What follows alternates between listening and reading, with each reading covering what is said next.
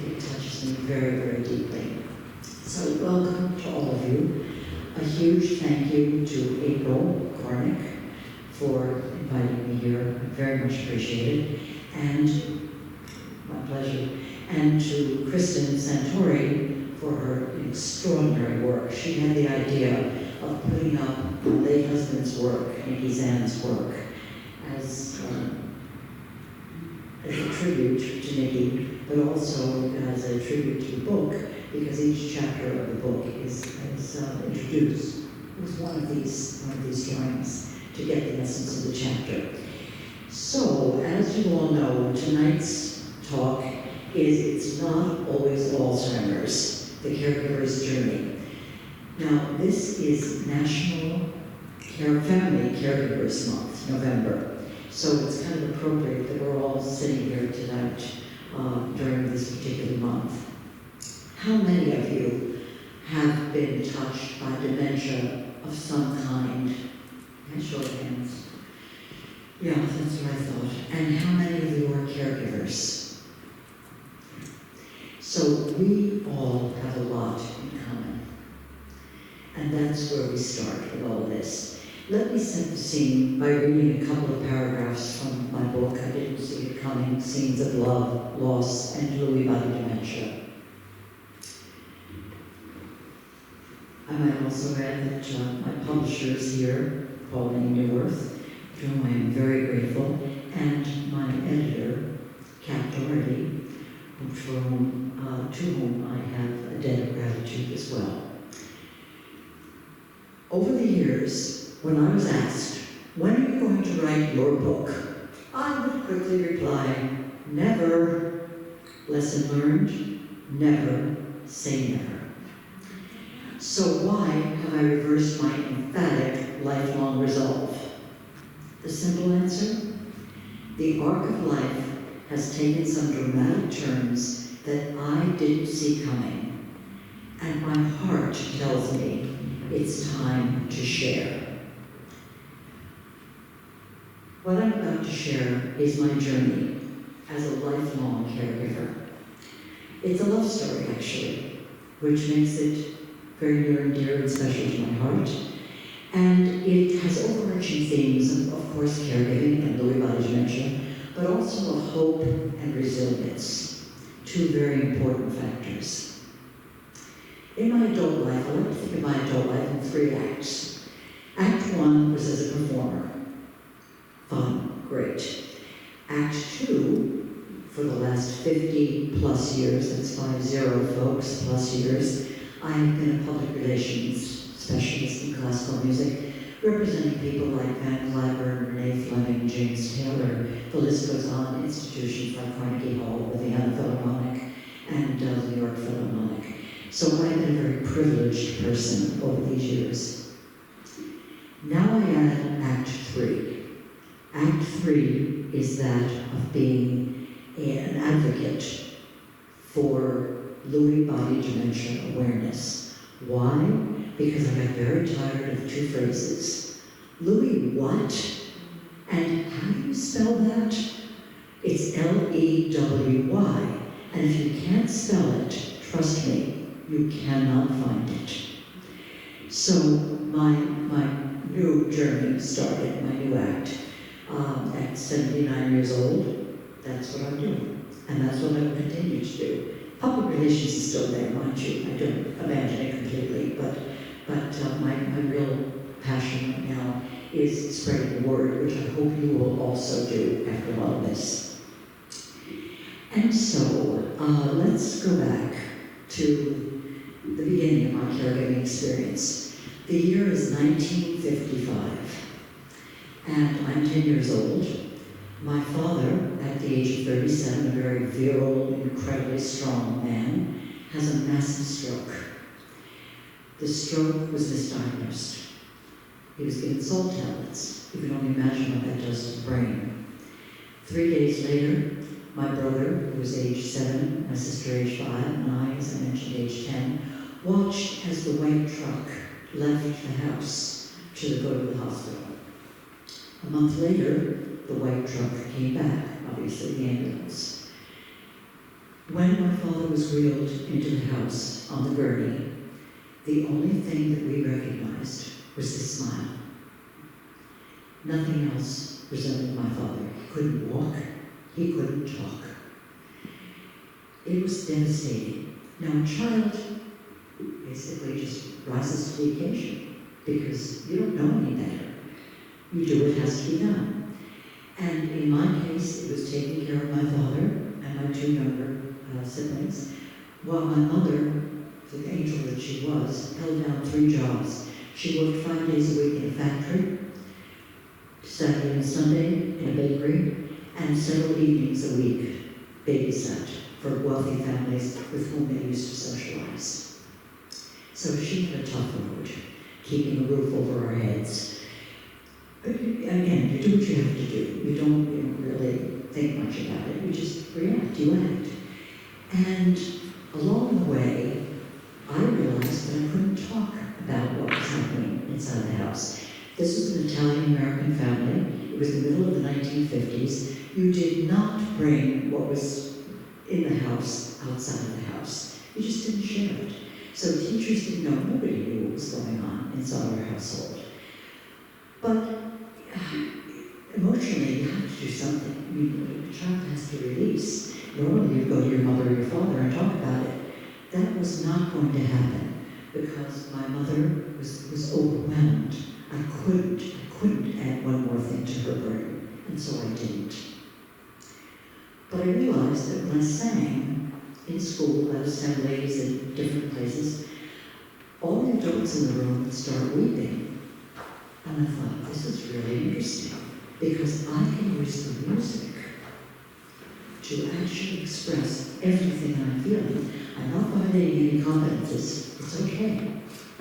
And I can still share. I can share my pain, I can share my grief, I can share my angst, but nobody knows why I'm sharing. And that's okay. So music became my lifeline. That lifeline of music brought me to the Curtis Institute of Music in Philadelphia. I was age 17, didn't have a ghost of a chance of getting in, but as fate would have it, I got in. And they were a magnificent force in my life, because they taught me not only everything I needed to know about music, but about life, about being an entrepreneur, about being a self-starter. And so at age 20, I entered the workforce as a singer, taught at the Bowling School for Girls in Bryn Mawr as an ancillary job, and had a wonderful little time for about 8 years.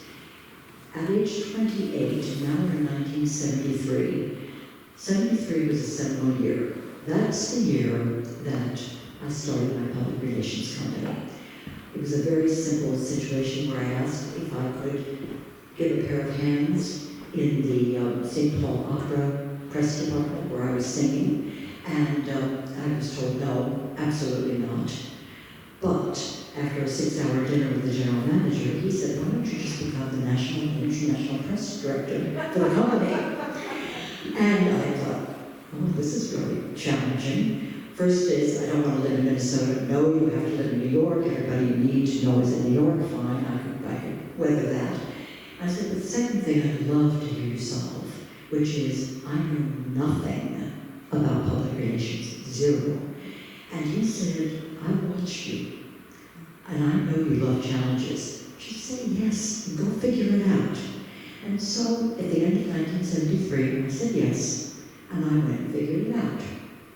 Also, at the same time, a friend of mine who used to accompany for me, and also for the soprano Grace Bunbury, asked me if I would want to go to a party at Grace Bunbury's house, because I could meet all these nice people in the classical music business, and maybe make contacts and maybe get some clients. Well, that sounded reasonable. So at the end of 1973, I went to this party, and I looked across a crowded room, and I saw the most handsome man I'd ever seen in my life. For those of you who are fans of film, if you know the name Alain Delon, that's who Nicky Zann looked like. And I met the love of my life, my soulmate, Nicky Zann. It was sparks, it was fireworks, it was all those things. Now I'm going to stop right there and just tell you a little bit about Nicky. because Nicky was a character. Nicky was a bon vivant. Nicky was the kindest human being that I had ever met in my life, witnessed by the fact that when he died, the hundreds and hundreds of notes that I got all said the same thing. Nicky made us feel special. In the 1950s, while I was doing what I was doing, Nicky was a rocker on the circuit with Jerry Lewis, Patsy Cline, Johnny Cash. So he was a for real. He was out there. At age 21, he decided that enough of this rock and roll stuff, making thousands and thousands of dollars a year as a teenager, but in his first year as an artist, because he'd studied all along the way, picked people that he wanted to study with, he basically gave it all up, gave all the rock and roll up, and made $40 the first year as an artist. By the time I met Nicky, he was 30 years old. So now we're back to 1973. I'm 28, he's 30. The sparks are flying, and up comes this very beautiful woman, Mary Jo, his wife. Well, the sparks, big dose of water over my head. And what I didn't know until years later was that he felt the same way as I did. But he was married and he was faithful. So 10 years went by, we all became really good friends. I'm happy to tell you that Mary Jo is still my friend today. And 10 years later, 1983, Nicky and I became a couple because Mary Jo and Nicky amicably divorced. And that's why we could all remain really good friends. We had a beautiful life together. It was star-studded in many ways. He was on a track that was quite astounding. His work was in the Victorian Albert Museum, the pop art collection there, the Marine collection. He was said by their legend to be the inspiration for Wittgenstein. So Nicky had an illustrious life career. I was building my career, and I was very lucky to be able to represent all the people I never wanted to represent in this world. So that was a very lucky thing. We fast forward to 2016. And in the fall of 2016, I began to see some behavior that was a little bit strange. Nicky was a little bit erratic in his behavior. He was forgetting things. He was occasionally getting angry and paranoid, not a bit like him normally. And fatigue, great fatigue. By the end of that year, and in Vienna, 2016, going into 2017, we were there for the New Year's concert at the Vienna Philharmonic. They were my client. The conductor that year was Gustavo Dudamel. He was also a client. And so we had a very happy occasion to be there. One evening, just before the New Year's concert, we were to meet friends at a restaurant that we all knew very well. We were all coming from different places. And 8 o'clock was the appointed time. Nicky was a person who was always early or right on the dot, never late. I waited and I waited with my friends. 8:45, no Nicky. My heart was in my throat. I didn't know what to do. He didn't carry a cell phone, and even if he did, he wouldn't have had it turned on, so it would be useless. I just excused myself.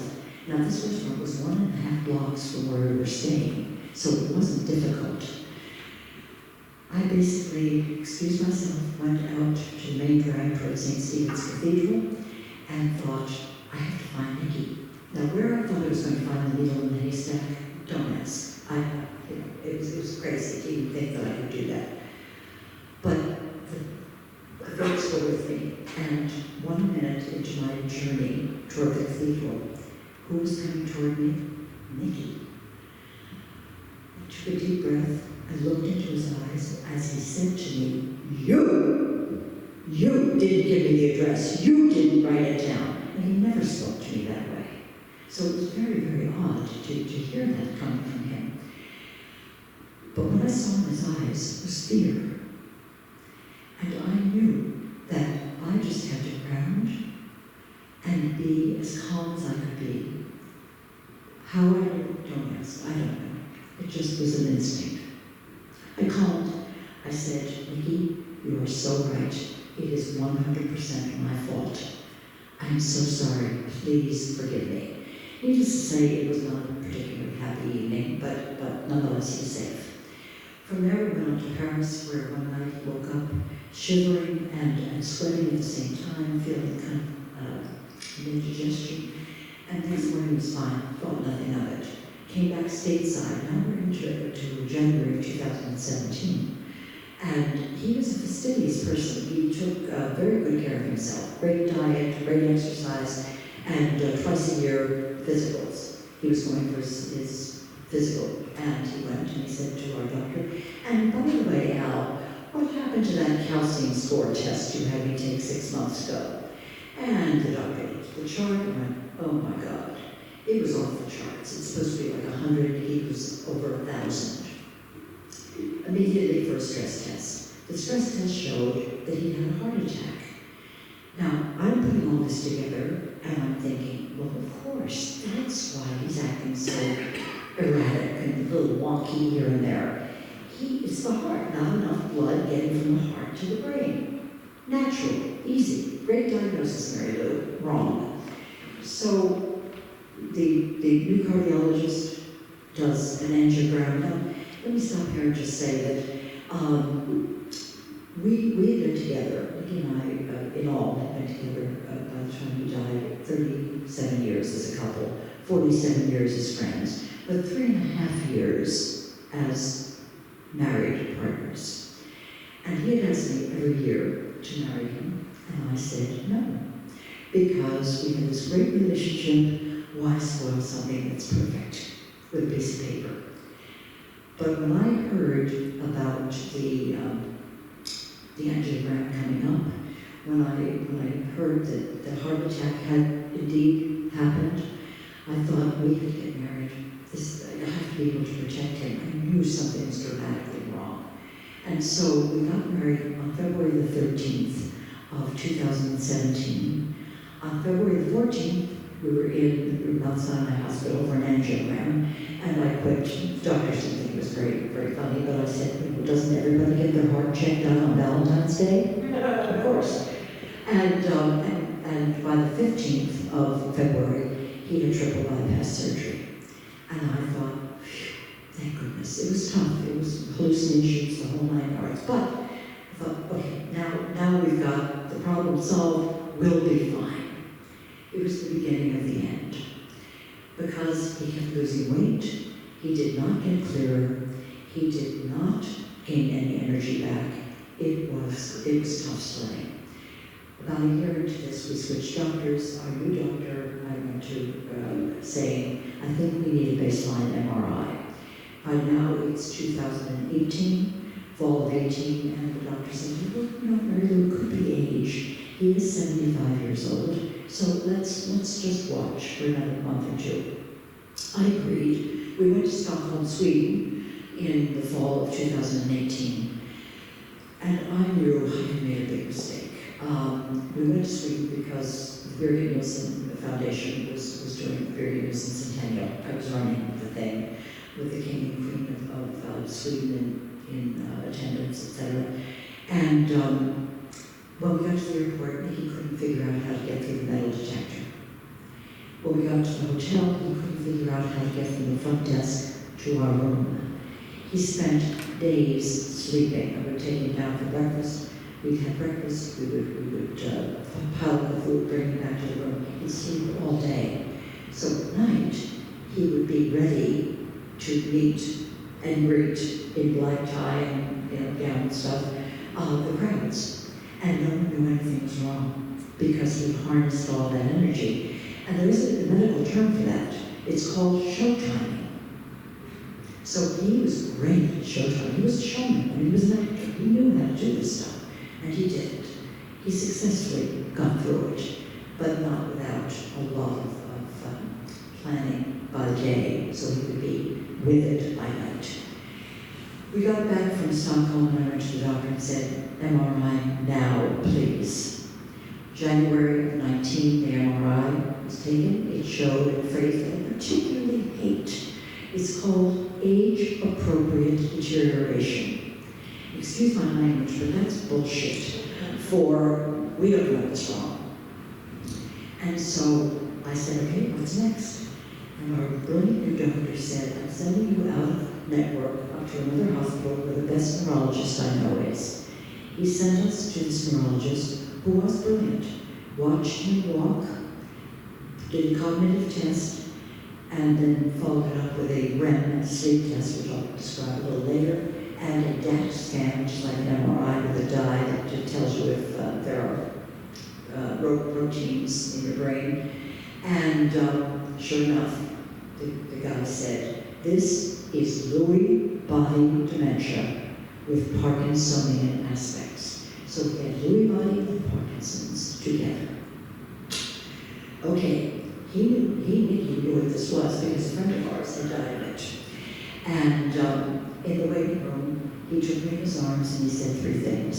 The first was, I have always wanted to meet your father, and now I'm going to have my chance, which was his way of letting me know that he knew he was dying.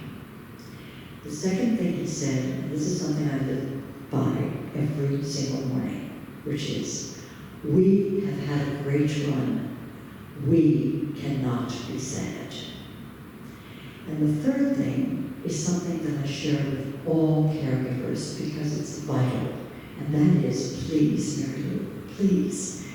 I know the sledding is going to get very rough. Help me to keep my dignity. I'm very proud of the fact that I was able to help him keep his dignity. When I went back to the neurologist, and I'm very ready to go when I have my list of questions, and I begin to ask all the questions, radio silence from the neurologist, this brilliant diagnostician, whom I really respected for diagnosing, because Lewy body is very hard to diagnose. And people wait months and years to get proper diagnosis. And here we were, right out of the gate, perfect. I mean, how lucky is that? But when it came to what can I expect, what can I do, what's going to happen, nothing.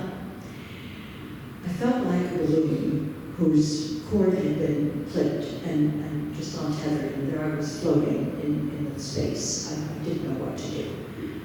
Enter the actor, our friend, David Hyde Pierce.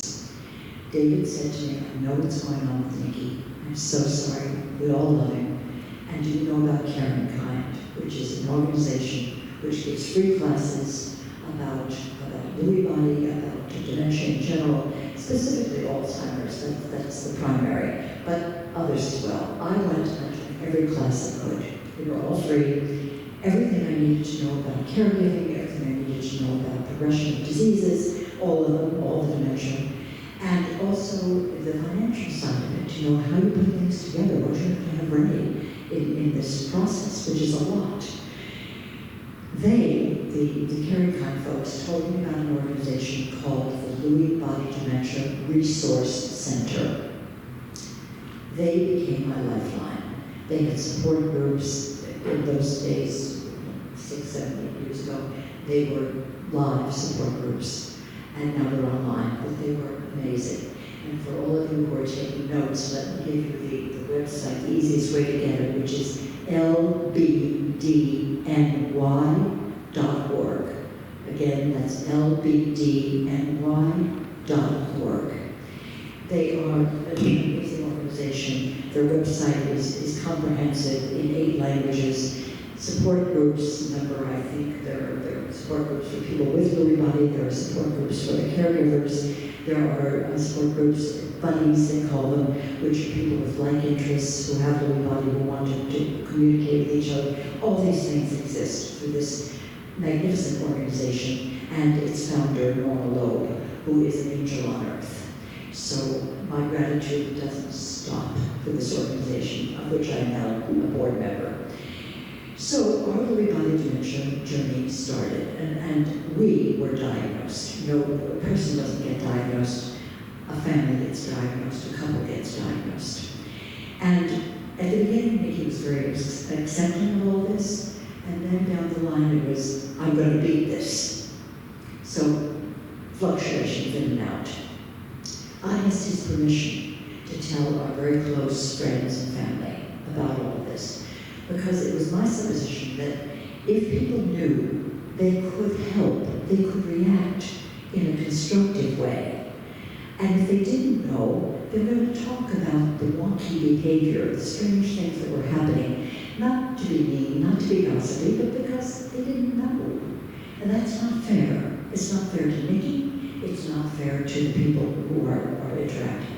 So he said yes. So what I would do is, before we would meet with friends, and I kept a rather normal schedule with our friends. And there was no more than one other couple at a time, because people with dementia cannot deal with big groups. You know, if you're having a Thanksgiving dinner for 25 and somebody in that group has dementia, please think again. Don't do it. You need to have small groups. Also, I would give my own version of tutorials on the phone to our friends before we met, basically saying, look, this is what you're going to encounter, this is what can happen at lunch, here's how you handle it, please. If you'll go with me on this journey, it will be helpful to Nicky and you'll feel more comfortable. And people did. People were wonderful about this. And so everything was continuing. We had a slightly reduced schedule, but not much. And then 6 months later, after the diagnosis, the day I had dreaded happened. Nicky was going out by himself, because people can, you know, they function quite normally for a while. But he came back from the post office, and he couldn't remember that he'd been to the post office. He came back with a black eye. He was bleeding. Didn't remember where he had fallen. Didn't remember if anybody had helped him. Just couldn't remember anything. At which point I said, you know, years ago, I remember when you said to me, I wish we could spend every waking hour together, and sleeping hour too, for that matter. And I said, you know what? Now we can. I can rearrange my schedule. You know, I'm flexible. You tell me in advance what you want to do, and I can do it with you. And we're going to do everything together. And that worked until it didn't. Because nobody wants to be controlled 100% of the time. Feels terrible. I mean, do any of us want to be controlled? No, of course not. And so Nicky would go rogue every now and again, and happily nothing dramatic or dangerous happened, but it was difficult for him. And then the pandemic happened. Now, for most people, March of 2020 was a disaster. For us, it was a blessing, because 24/7, I was there. I could do my work at midnight. Nobody cared when I was doing my work. It could happen anytime. And I could be there to help Nicky, to help him be safe, basically. What I would do is, and I say it loud, you know, it's so easy for all of us who are caregivers to come in and someone's getting dressed and it takes you 3 minutes to button a shirt, and that's it, you know, if it's a difficult shirt. And it might take Nicky 20 minutes to button that shirt. But it's very important to allow someone who is in the state that he was in to do what he could do, as long as it wasn't dangerous. If it's dangerous, of course you can stop it. But if it's not dangerous, please, please, please allow the person the dignity to do what they need to do. And so I would peek around the corner. I couldn't be seen or heard. I was very stealthy about it. And watch him get dressed, make sure he was okay. I would listen to the shower at the bathroom door with it cracked open to make sure he was safe in the shower. You know, didn't know I was watching, but I was, because that's very important. And it's frustrating for the person who has Lewy body. And so the last thing Nicky ever drew was a cartoon of the two of us. It was the end of March of 2020. It's the cartoon of the two of us. And he had snapped at me about something. Of course he's going to snap at me. And put yourself in the place of the person with Lewy body. It's a terrible, terrible place to be. So it's no longer about you, the caregiver. It's about the person for whom you're caring. And he felt so terrible that he had snapped at me, that he drew this cartoon. And the balloon on the cartoon said, You're only trying to help me. I'm sorry. I keep that on my desk because I in that moment, re-entered his world, what it must feel like to be in this space. I did find out what it felt like to be in this space. When 3 months after he died, I found a poem that Nicky wrote in May of 2020, 2 months before he died. It is the clearest glimpse that I've ever seen or heard of someone telling you about their experience with Lewy Body Dementia. And Nicky wrote the following.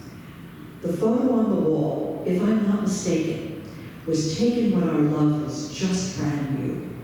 It was not long ago when we were making the plans to love each other strong and be true.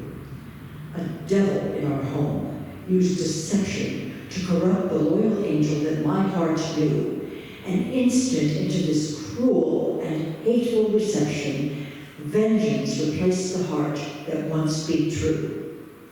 With blinding rage and searing pain, a ready knife filled my hand. I thrashed with intent, cutting them down, and never was the same again.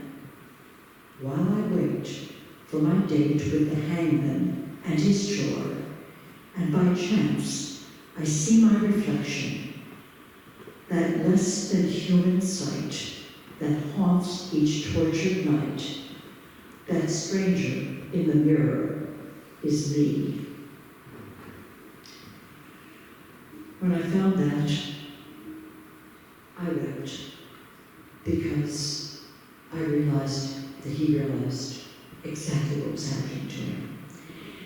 Right after that, he celebrated his 77th birthday on June the 7th of 2020 with well wishes coming in from all over the world. They exhausted him, and he stayed exhausted. It then came time to get the chair with wheels, better known as a wheelchair, which I would never call it. I sort of lied a little bit and said it was a gift from our beloved physician whom Nicky adored, because I knew if he knew I had bought it, he would never get in it. And he still wanted to go down for those walks to the river, but he could never make it back without the chair with wheels. And so I fibbed, but our doctor was making house calls. Can you imagine during the pandemic, a doctor who would come to your house and make house calls? And John Cahill was his name. And John was amazing. So I told John, by the way, when he says thank you to you, this is why he's telling you thank you. Just be aware and please play along with me, which of course he did, which was a blessing. The day came when Nicky didn't know who I was. And I said, do you know who I am? He said, no, but that's okay. Which meant he wasn't threatened by me, but he didn't know me. But as Lewy Body fluctuates, the next day he did. Then you see the two Mary Lou's, which is called cat-grass syndrome, where you see people in as imposters or in duplicate. You know, just it's a medical thing that happens with Lewy Body. And so we're now into the first week of July of 2020, and Nicky stops eating completely.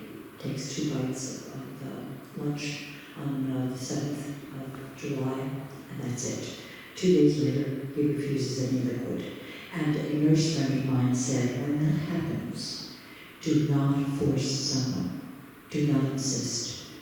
Respect their wishes. Keep the mouth moist, but just leave it, don't push it, which is, I did.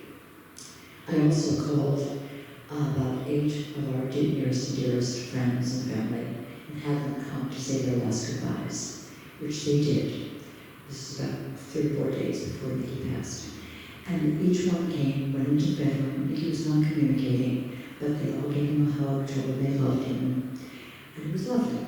And then everybody's gathered in the living room, and I hear a voice. Now, Nicky hadn't been talking for a week.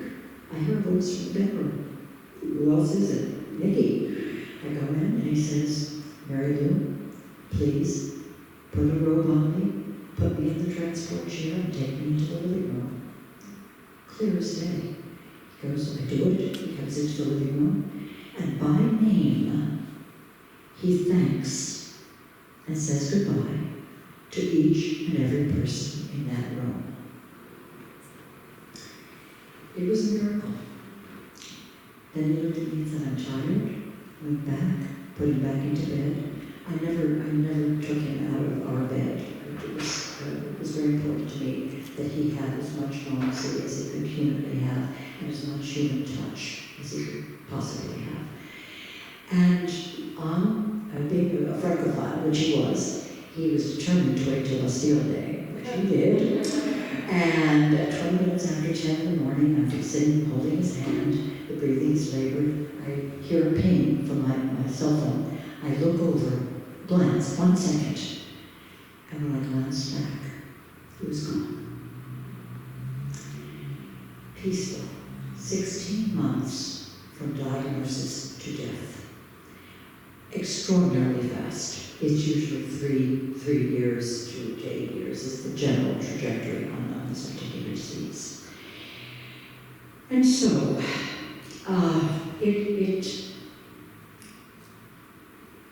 it was a journey that I don't wish on anyone. At the same time, I am so grateful that I was given the strength to take that journey. Now, what I want to do is just share with you some facts about Alzheimer's and Lewy body so that you get the kind of the gist of what this disease is and does. Dementia in general, as you all probably already know, is the umbrella term for a decline in mental ability severe enough to interfere with daily life. So the main one that everybody knows is Alzheimer's. Alzheimer's is everything's called Alzheimer's, but it's not, folks. It is the best known and the most prevalent of all the dementia.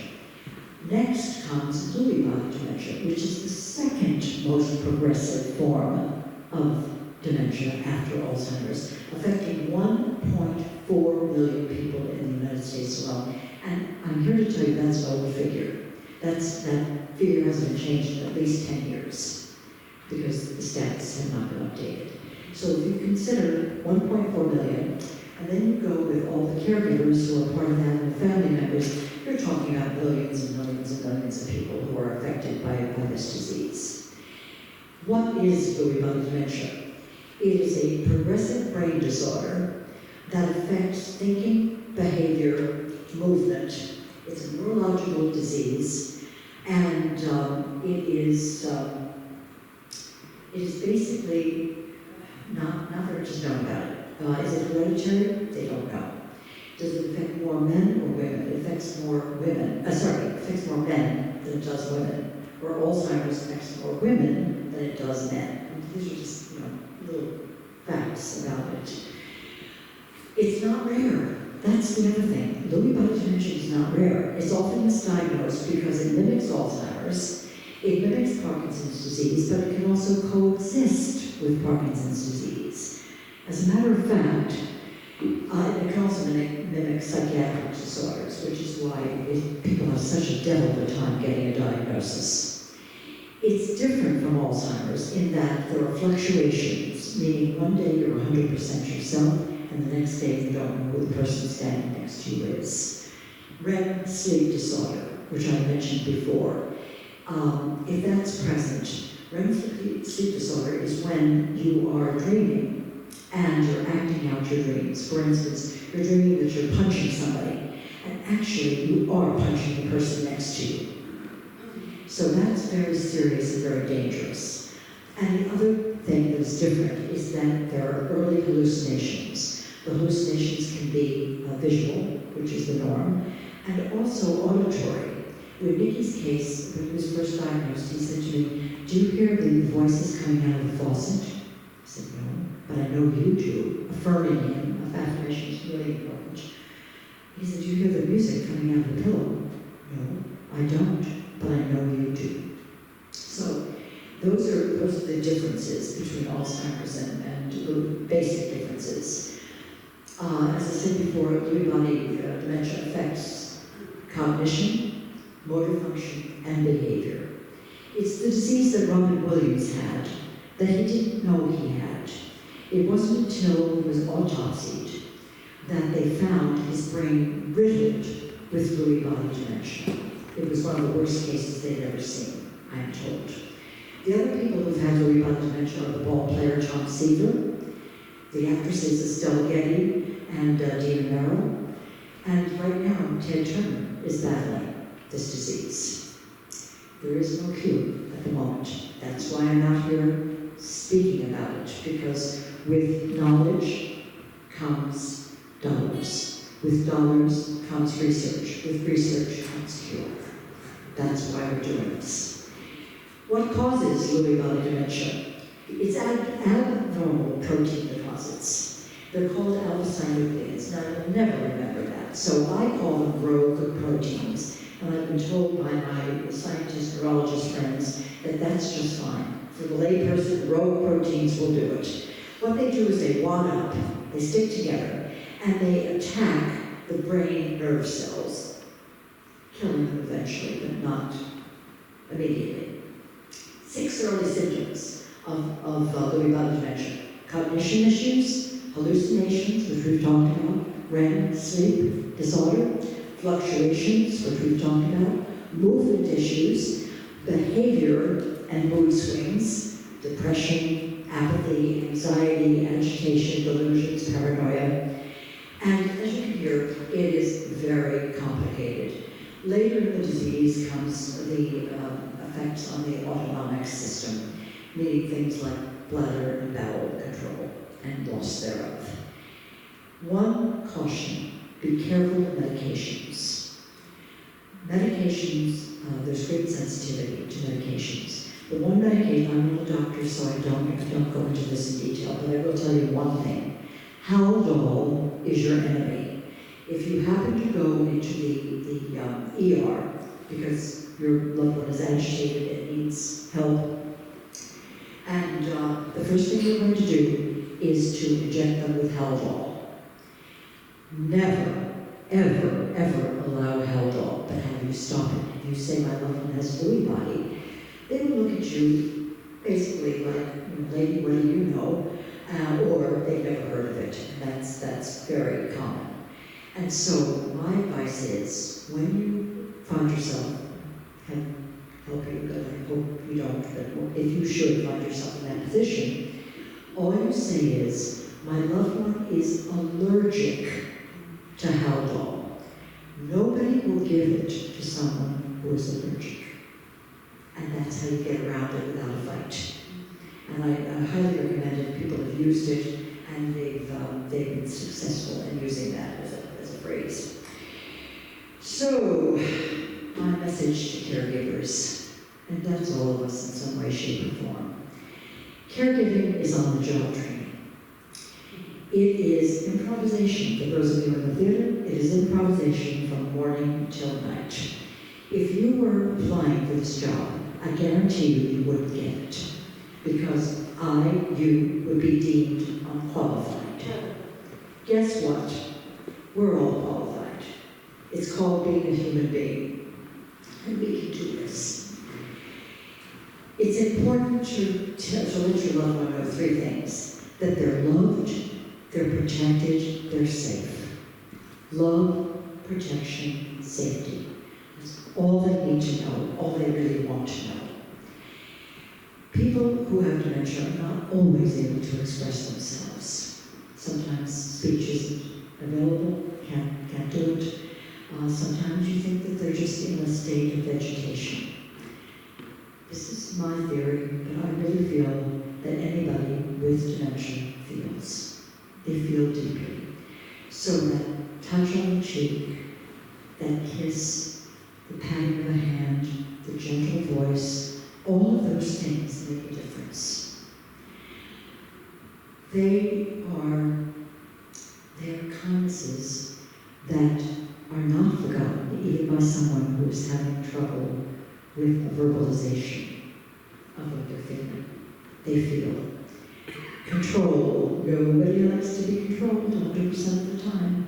So please, please, please allow the person to do what they can do. Also, the argumentative side of things. It's very hard as a caregiver. Very, very hard not to lose your patience, not to lose your cool. And if someone, why argue about the small things? If someone says this desk is pink, why would you argue and say, no, it's black? Don't you see that? It's ridiculous to fight about things like that. So give them the leeway. Go with it. It won't hurt anybody. The dignity which I've talked about is something that is, I'm ferocious about keeping people's dignity. It's really important. The more people know, the more fear is removed, and fear is your enemy. That's the only enemy in this is fear. So we have to find ways not to instill fear. Keeping a monthly log. If you are a caregiver and you have a doctor or multiple doctors, it really is helpful to keep a monthly log of what happens within that month that differentiates from what happened the month before. You think you'll remember it. We all think we're going to remember it. We don't. And then you get into the doctor's office and you freeze. Or they're so nonchalant or pushing you along that they don't give you time to think. So what I advocate is put that log together, send it in advance, but also bring copies with you so that the doctor can read it. It also saves the embarrassment of talking in front of your loved one. There's nothing worse than talking about incontinence or sexual behavior or whatever's going on. And nobody talks about sexual behavior in dementia, but I'm here to tell you it is a real fact of life and has to be dealt with. I write about it because things happen, but I do think that it's the last vestige that a person has of controlling himself or herself, and they fiercely hang on to that. But you don't want to talk about that, because generally what will happen is the person who has dementia will turn around and say, that didn't happen. In their mind it didn't, but it did. So that's the way to get around that. Is this easy? No, folks, it's not. Are you going to lose it? Yeah, you will. Even those of us who think we're so stalwart and we can handle anything, we lose it. When you're about to lose it, instead of doing it in front of the person who has dementia, have a pillow ready in a room that's separate from where your loved one is. Now, you take this pillow and you scream into it. I can tell you from great experience that heck, darn, damn don't work. The only thing that works is the F word. And you scream it at the top of your lungs into this pillow. Somehow it releases all the endorphins or whatever of the demons that are in you. It really does release it. You then take a lavender bar soap or lavender sachet and you inhale like a yoga breath as deeply as you can. Let it out as slowly as you can. And put a smile back on your face and walk into the lion's den. You're ready to face the next round. You will find yourself doing this quite frequently. But I'm here to tell you, in support groups that I've been in, I've mentioned this, and I always get laughs until they try it. It works. So I highly, highly, highly advocate it. To all the caregivers, you are not alone. We're all here for you. We're all part of this. And at the end of the journey, there are no beginnings. It sometimes takes a while to get to those new beginnings. There's not a one-size-fits-all, because remember, with someone with dementia, they could die a little bit more every day, but so do you. You've been dying with them a little bit more every day, and it's hard. It's hard to see. So when the end comes, there is a sense of great loss, but there's also a sense of great relief, because you know that the person is in a better place. Nicky's life counted, and you've been seeing on the screen his images. That's a sign. Thanks, Nick. You've been seeing his images as part of his legacy. And as I said, his life counted, and I wanted to make sure that his death counted as well. And so I hope that perhaps some of what I've said tonight might be an inspiration to others. Thank you for listening, and I'd like to open this up to questions from you. Any questions there again, by the way?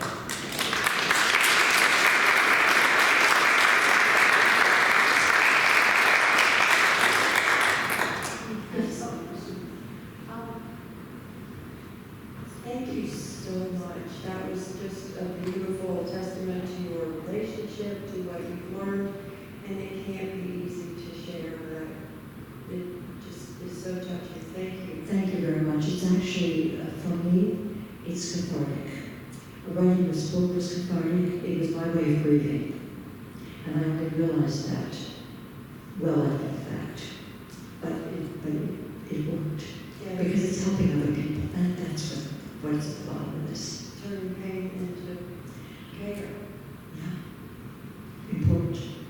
So, how do we support, if you're a friend of someone, what stands out to you as, what did you observe in your friends? How can we best support? What a phenomenal question. Thank you.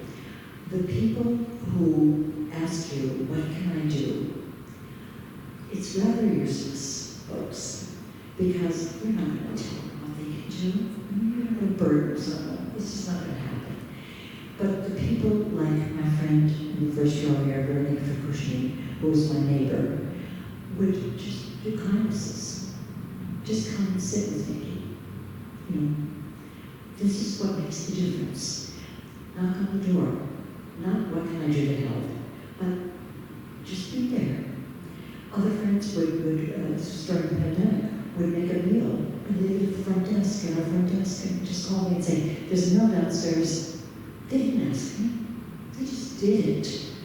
So, as a friend, whatever you can do, just coming to spend an hour with a person who has Lewy Body, so that the caregiver can go out and spend a little bit of time spilled for that period. You know, even if the caregiver walks around the block 10 times, it's fine. Whatever it is, but be proactive as the friend.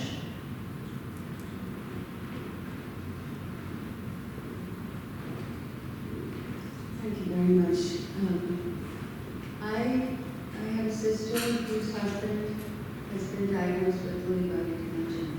They're out of town and she really wanted to come, but she couldn't come. She asked me a couple of things, and she asked me if I would ask you what sorts of things that you did, if anything, as sort of rituals or self-care for you. Yes. I would always get my nails done because it was very important to me to keep myself as together as I could. You know, Nicky married someone who he liked the look of, among other things. And that was important to keep that together, to keep the normalcy. Also for myself, I would go out for walks. I would, either it was grocery shopping, at least it was out of the house and doing something.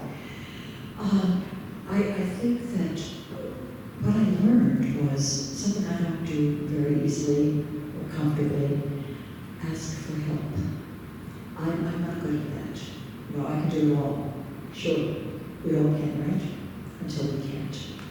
So, I learned to ask for help.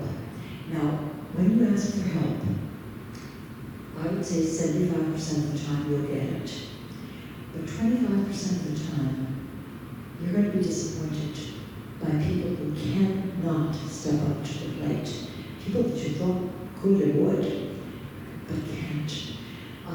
In our case, it was my sister-in-law, Nicky's sister, who finally, I just basically barked into the phone one night, just before the pandemic, so she was let off the hook.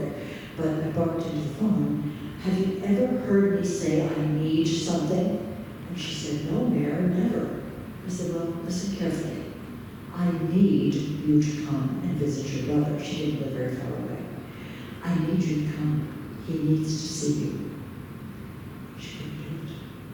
And it took me a very long time to forgive that I got there, but not for a long time. Did you, toward the end, have any professional caretaking on your nurses or anything, or was it you? It was me. Just about the time that I would have needed to get a professional caregiver in, which was March of 2020, the pandemic happened, and I was hearing the horror stories from colleagues, other women who were going through the caregiving experience, bringing in a caregiver. COVID came in too, through the door, and the rest is history. I didn't want that to be the end. I couldn't bear the thought of that. And so I believe in prayer, and I believe something larger than myself, and I just repeatedly asked for the strength and the help to be able to do it. So I did it myself. The other thing that she wanted me to ask, she lives in Southampton, and she wondered if there were other people here who are caregivers who might want to connect as a caregiver. So I'll talk to you maybe afterwards if you are. That would be, Yeah. Thanks for That's all. met Lewy Body in the 11th year. I'm sorry, say that again. So my husband has Lewy Body in the 11th. And Marilyn was part of the care group, the caregiving group that I was in way back when. Yeah, we've been at it a long time. Yeah. Others? Thank you. Anyone else? Well, if anybody wants to ask, yeah. Remember how he was always very slim, but suddenly he got slimmer and slimmer, and I remember you tried every possible way to do things for him. Oh, yes, the three different dinner meals. Yeah, and Nicky was very thin, as just normally. But by the time he passed, he was 86, 89 pounds. I mean, that's why I could lift him. I mean, that's why I could do the heavy lifting, so to speak, because he was so slight at that point. He had deteriorated mightily. And there were nights when I tried getting to eat so I could prepare a meal. I don't want that. One bite, I prepare a second meal. I prepare a third meal. It's just like, I don't cook today, by the way. I get prepared foods every night because as soon as that journey was over, no more cooking, thank you very much. I will fill. I think he's giving this talk somewhere else Around here, let me just think. No, not around here. I'll be giving it in New York City in December. If you go to my website, marylou.falcone.com, on the media page, there's a list of where I'll be speaking. So that could be helpful. Anyway. Yes, maybe. Sorry. Would you say that, I mean, it seems like your advice is profound and learned compassion, and it seems that it would be advice for anyone with someone who may carry that has dementia or Alzheimer's or Lewy body. I mean, do you make a distinction yourself? Do you feel that there's a special thing to be aware of if someone has one or the other?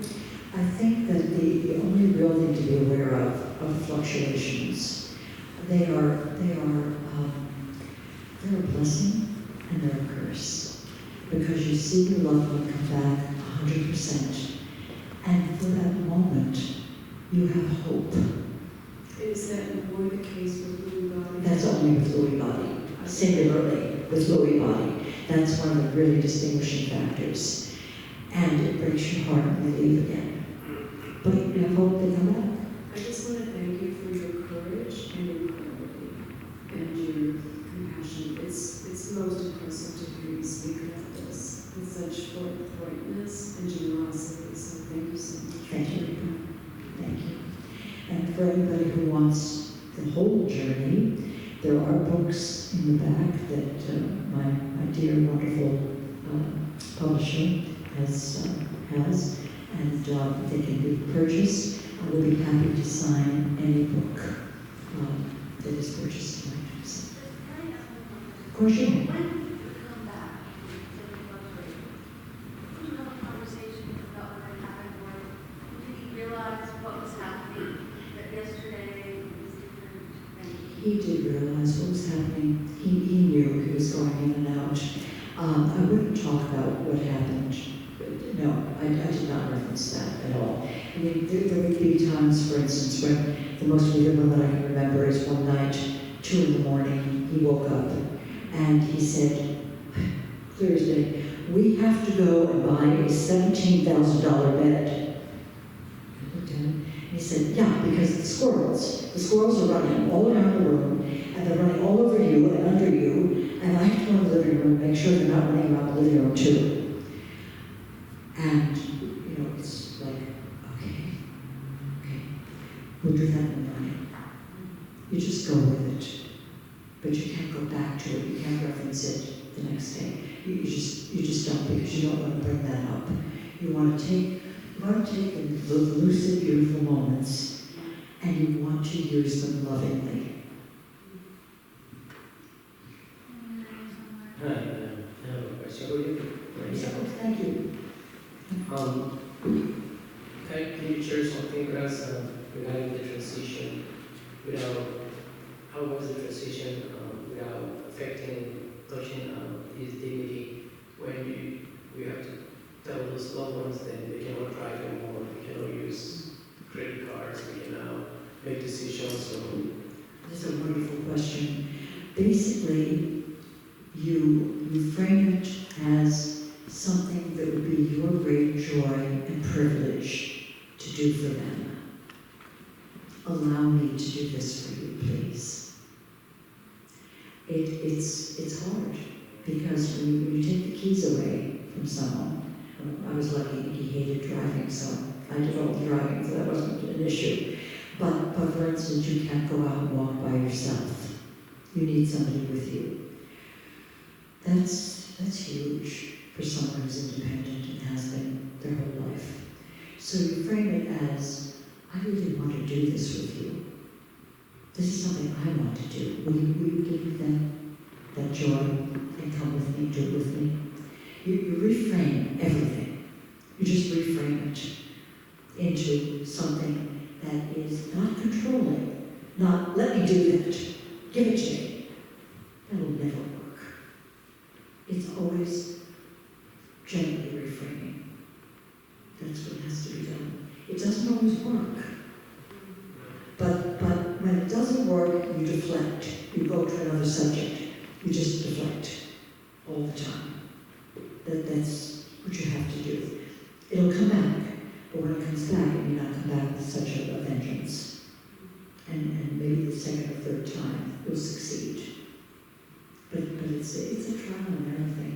It is not easy. No. And we have one last question. Yes.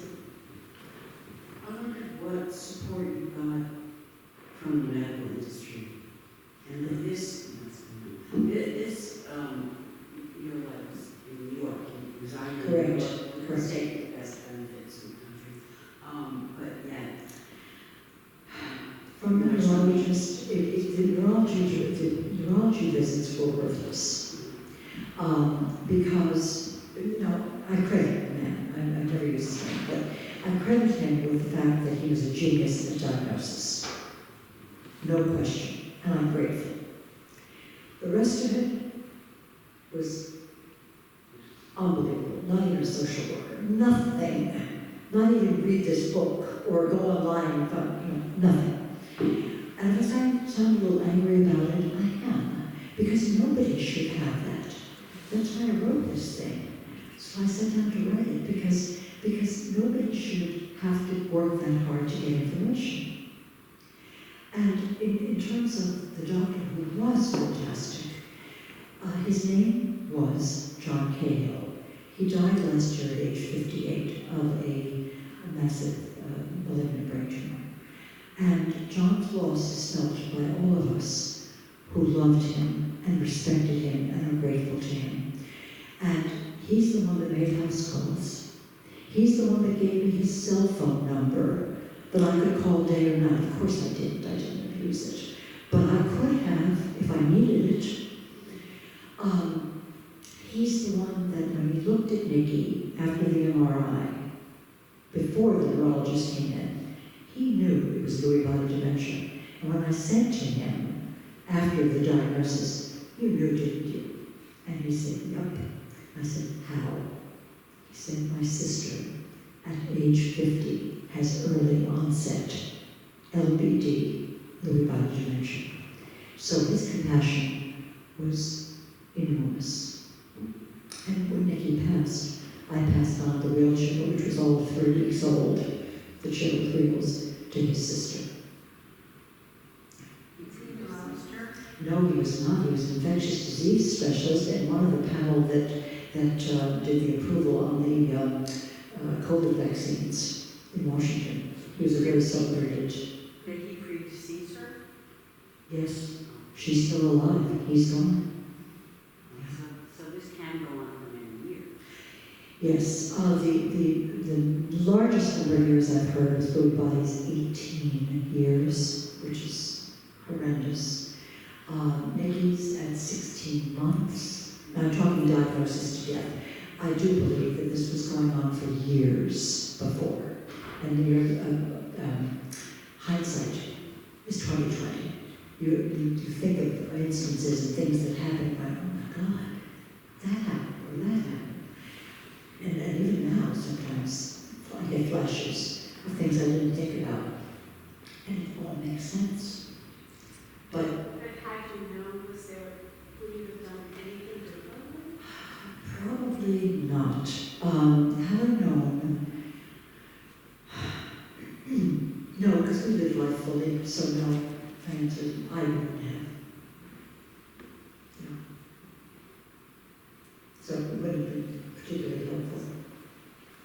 But it was helpful to know at the end because you knew your time was finite. And so everything you wanted to get in, you did. And so that includes saying everything you want to say. Even if you think that the person listening is not hearing you, say it. That the phrase, "I love you," goes a long, long way. Always. And it can't be said enough. It's about kindness. And it's about love. In the end. And your resilience. And then your hopefulness as you move forward. Thank you. Thank you, Mary Lou. And thank you to all of you for coming. As Mary Lou mentioned, her book is back here. I'd like to pick up a copy, and I believe she has her pens prepared. She would like to sign if you would like to sign. So, thank you again.